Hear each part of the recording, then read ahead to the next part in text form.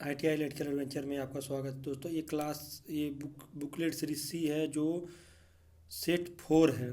ठीक है, इलेक्ट्रीशियन का थ्योरी पेपर जो प्रथम वर्ष का है।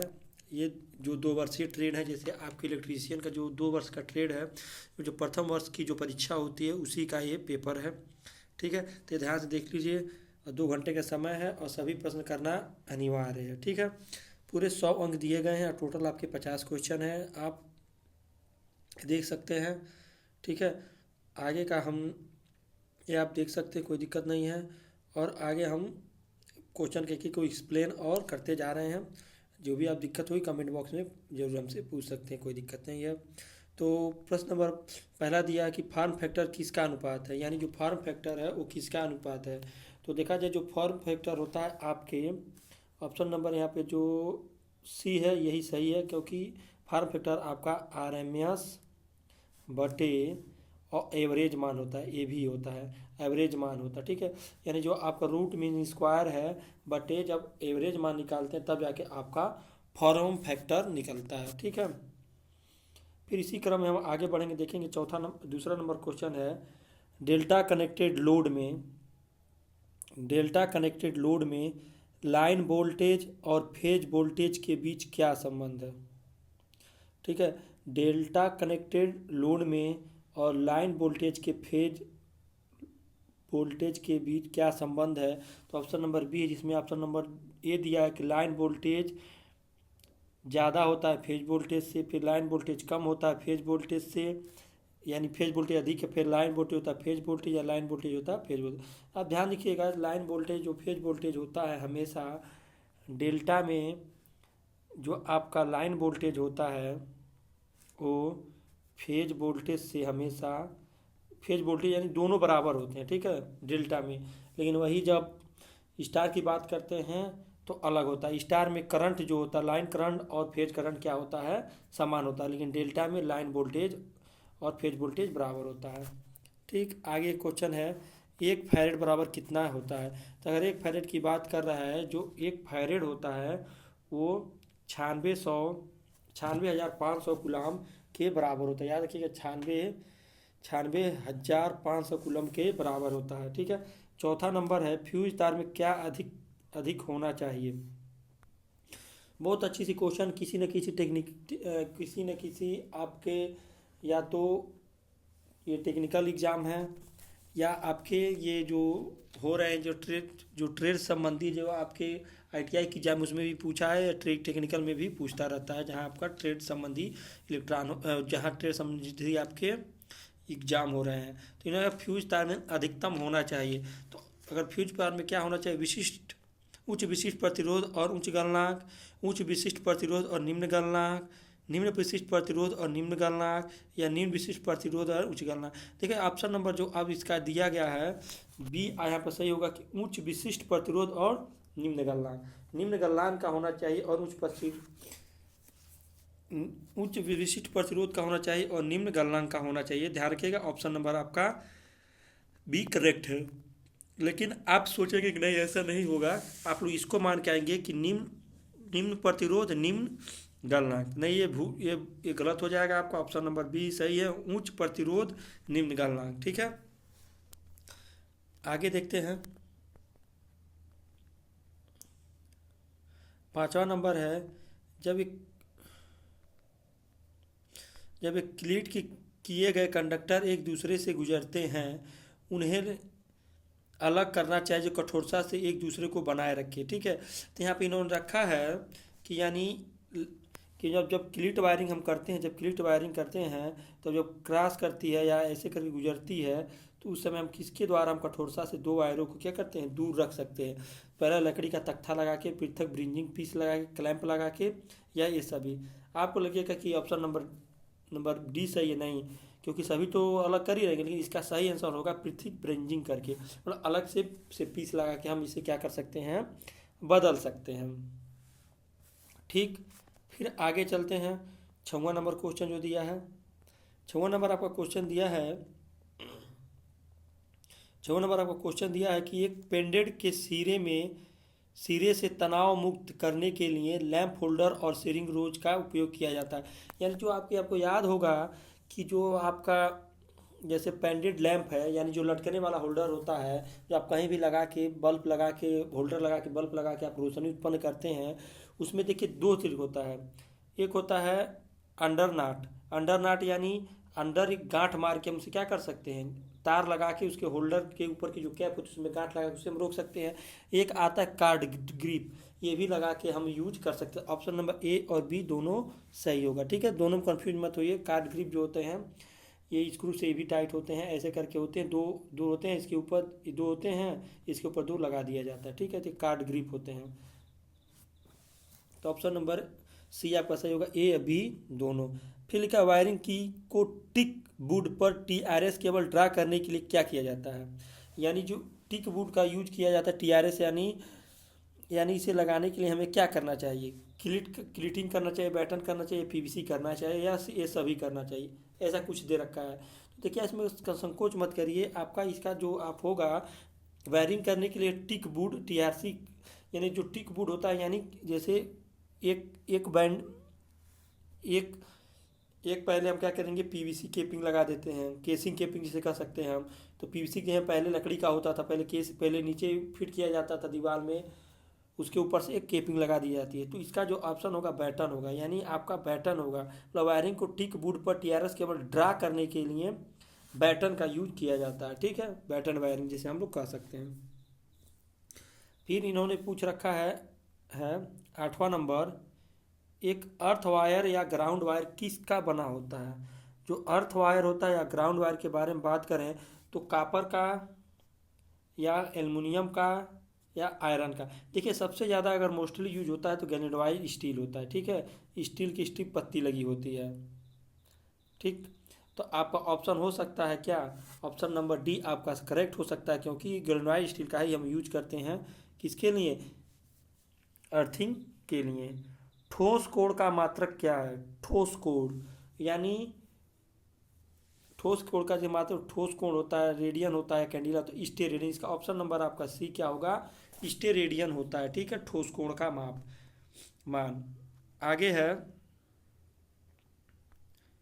एक गतिमान लोहे के उपकरण में क्या होता है। गतिमान मतलब आपका लोह चल में क्या होता है, एक समान स्केल होता है, स्क्वायर्ड स्केल होता है, लॉन्ग स्केल होता है, लीनियर स्केल होता है। देखिए जो आपका गतिमान लोह उपकरण होता है, यानी आयरन टाइप का जो आपका लोह उपकरण होता है, जो एसी डीसी दोनों पे काम करता है, ये जो होता है एक समान स्केल होता है, ठीक है। इसके समान स्केलें क्या होते हैं, एक दूसरे से कटे होते हैं, ठीक है। और जो आपके मूविंग कॉइल होते हैं एमसी टाइप के होते हैं, उसका होता है लीनियर स्केल, ठीक है। और एसी का जो आपका लोह होता है एक समान कटा होता है, ठीक है। आगे देखते हैं 11 number question, delta delta connection किस उपयोग में किया जाता है। जो डेल्टा डेल्टा आपका कनेक्शन होता है, ध्यान रखिएगा, इसका होता है छोटे, नहीं, जैसे इसका जैसे मान लीजिए कि बड़ा एल वी, देखिए आई नहीं ये एल वी है, ठीक है। बड़ा नहीं, ये देखिए एल वी ट्रांसफार्मर है, छोटा एच वी ट्रांसफार्मर, बड़ा एच वी ट्रांसफार्मर या छोटे एल वी ट्रांसफार्मर। ये मिसिंग टाइपिंग है, एल होगा, ठीक है। जब एच वी है तो उसके साथ एल वी होता है, ठीक है। ध्यान रखिएगा, जब एच वी दिया हुआ है तो यहाँ ये वाला जो पोर्शन होगा एल वी होगा, ठीक है। तो ये ध्यान रखिएगा। तो इन्होंने कहा कि डेल्टा डेल्टा कनेक्शन किस उपयोग में किया जाता है, तो इसका होगा एल वी, यानी एल वी ट्रांसफार्मर, मतलब एक बड़ा लो वोल्टेज ट्रांसफार्मर। ज़्यादातर इसका यूज आपके फैक्ट्रियों में किया जाता है कि प्राइमरी को फॉल्ट ना हो, इसलिए हम लोग क्या करते हैं, लो वोल्टेज की बड़ा बड़ा बड़ा ट्रांसफार्मर लो वोल्टेज का बनाते हैं, ठीक है। इसका यही ऑप्शन नंबर 11 का ए होगा। ओम्स लॉ लगाए हुए वोल्टेज करंट के बीच संबंध है, यानी स्थिरांक, प्रतिरोध, कैपेसिटर या इंडक्टर। देखिए ध्यान से देखिए, तो देखिए जो स्थिरांक इसको न रख के हम लोग क्या करते हैं, ओम्स लॉ में क्या भी करंट, जब भी दे दिया आई दे दिया तो बचा क्या आपका आर बचा है, तो आर इसमें क्या प्रतिरोध दिया, यानी आर यानी आपका प्रतिरोध यहाँ पे सही होगा, ऑप्शन नंबर बी आपका सही होगा। फिर 13वां दिया है, इलेक्ट्रॉन वोल्ट किसका मात्रक है। इलेक्ट्रॉन वोल्ट, तो आप तो मार के आ जाएंगे सीधे वोल्ट बोलेंगे, वोल्ट हो गया, ऐसा नहीं होता है। अच्छे से आप समझिए, ठीक है। तो इलेक्ट्रॉन वोल्ट जो होता है, अगर हम इसको देखें तो इलेक्ट्रॉन वोल्ट आपका होता है एनर्जी का मात्रक, ईवी। ये हम इसे कहते हैं ईवी, ईवी, ठीक है। इसका होता है एनर्जी का मात्रक होता है। जो इलेक्ट्रॉन वोल्ट को हम लिखते हैं ई और स्मॉल में रहता है, ई स्मॉल में हमारा ई रहता है, स्मॉल ई और भी। ई का मतलब हो गया इलेक्ट्रॉन, ठीक, इंटू भी का मतलब वोल्टेज, ठीक है। और किसका होता है पी बराबर क्या होता है, आपको पी पावर का फार्मूला पता होगा। पी बराबर होता है आई इंटू भी। तो पी बराबर आई के जगह आप इसे इलेक्ट्रॉन लिख सकते हैं, क्योंकि जो जो आपकी करंट की मात्रा होती है उसे वो हम एम्पियर में दर्शाते हैं, ठीक है, एम्पियर में दर्शाते हैं। तो वही जो आप करंट की मात्रा, हम जैसे यहाँ पे हम आई लिखते हैं तो उसे हम इलेक्ट्रॉन भी लिख सकते हैं, तो उसे हम कहते हैं ईवी, ठीक है। बस क्वेश्चन वही है, बस थोड़ा सा आपको घुमाया गया है, ठीक है।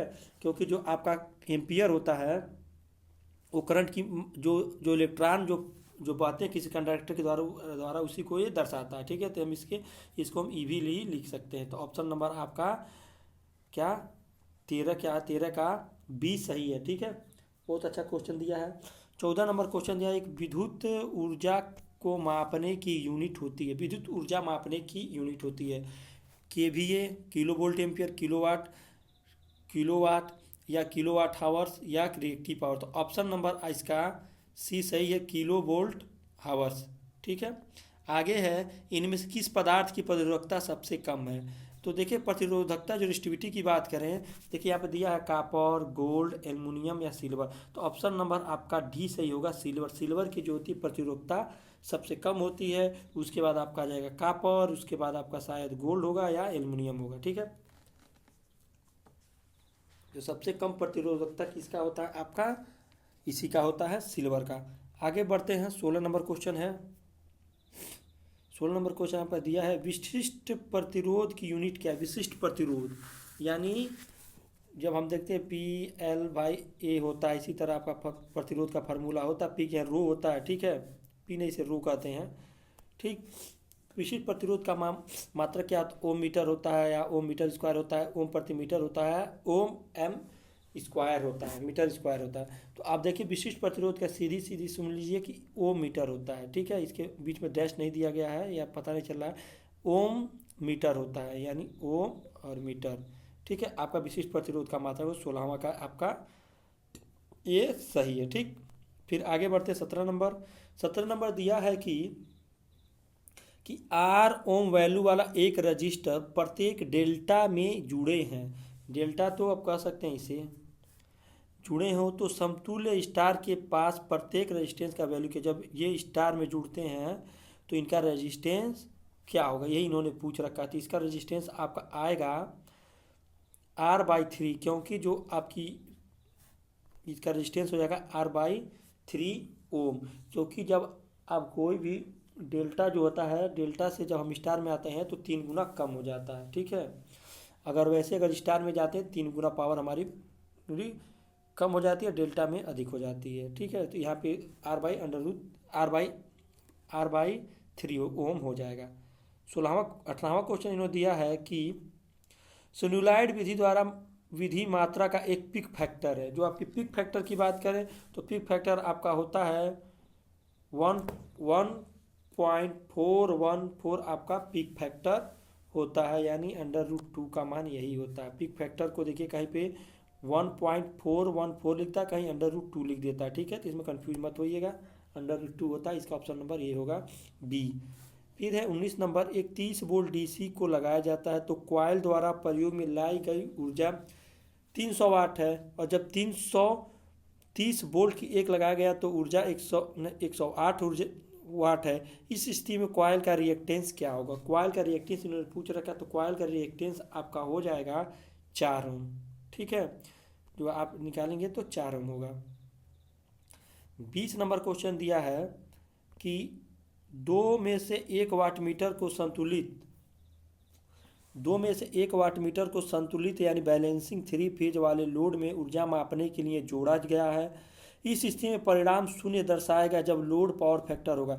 यानी किस परिणाम में आपका जो वाट मीटर है रीडिंग जीरो देगा। ठीक है, एक एक आपका क्या देगा, जीरो देगा। देखिए वाट मीटर की तीन कंडीशन होते हैं, तीन ही कंडीशन होता है। एक वाट मीटर या तो जीरो दिखाएगा, एक समय आपका वाट मीटर दोनों में विपरीत विपरीत दिखाएगा, माइनस में दोनों में दिखाएंगे, या एक में IOT पे एकदम सही दिखाएंगे। तो यहाँ पे इनमें से ऑप्शन नंबर आपका क्या होगा, शून्य हो जाएगा।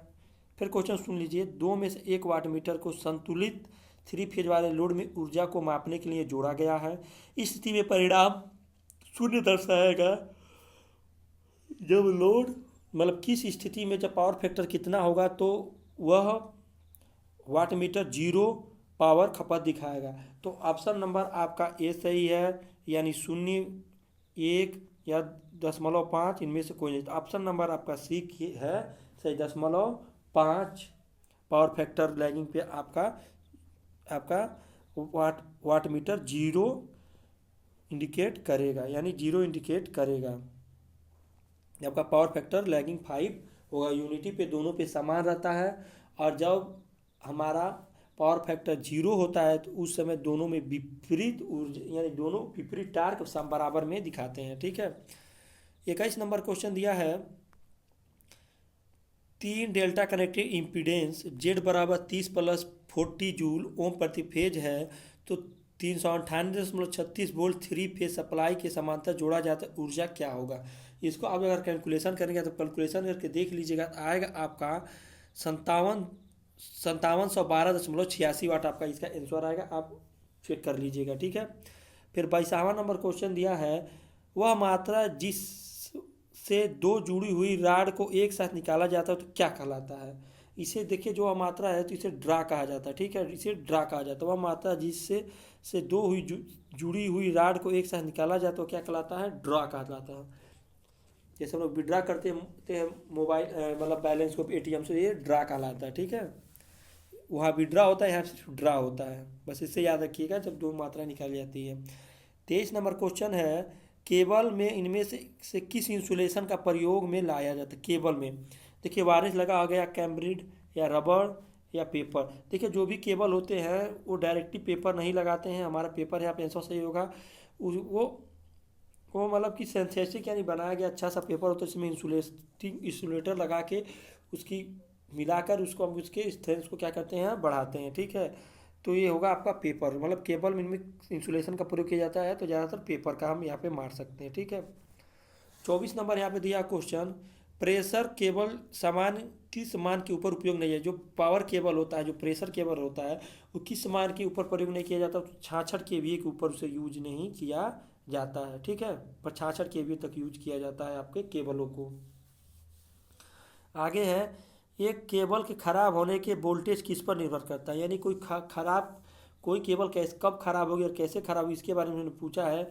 तो आप देखेंगे तो नमी के दाब पर, कार्य करने की तापमान पर, वोल्टेज को लागू करने के समय पर, ये सभी, यानी आपको चारों में से चुनना है।